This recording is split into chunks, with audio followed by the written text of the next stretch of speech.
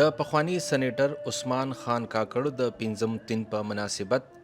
د کراچۍ په آرټس کونسل کې پښتونخوا نېشنل عوامي ګوند غونډه وکړه. په غونډه کې وینا کوونکو د عثمان خان کاکړ سیاسي او ولسي خدمتونه وستایل او ویل چې د هغه د جمهوریت د قانون د واکمنۍ او د ولس د حقونو لپاره نه ستړي کیدونکې مبارزه کړې ده. چې ملي شهید هر کله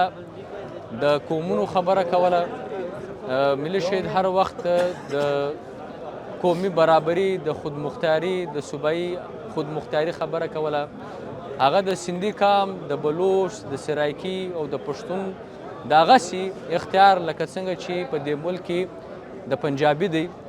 هغه به دا ویلي چې دا ملک هیڅکله هم پر مخ نسي تللی چې کله په دې ملک کې 15 قامونه برابر نه وي،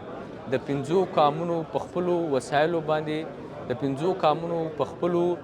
معدنیاتو باندې، د 15 قامونو په خپلو ولسونو باندې خپل اختیار نه وي،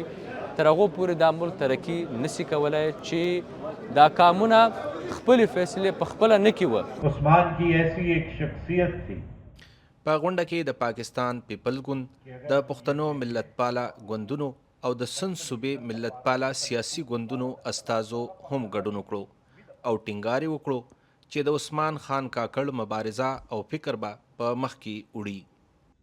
او د کرکټر د کردار په سینټ کې، په سیاست کې د مظلومو قومونو په حواله، د پښتنو په حواله، د قامونو په حواله، د حقوق په حواله، د سندي، سراکي، بلوچ په حواله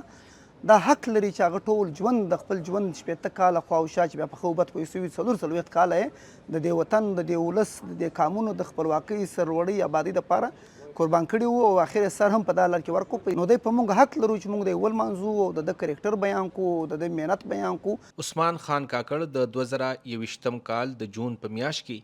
په کوټه کې په خپل کور کې د یوې پیښې له امله ټپي شوی و او وروستو د درملنې لپاره کراچۍ ته ولېږلی شو چې د جون په 21 د کراچۍ په اغا خان روغتون کې بیا ساه ورکړې. نیاز علي، مشال ډیجیټل، کراچۍ.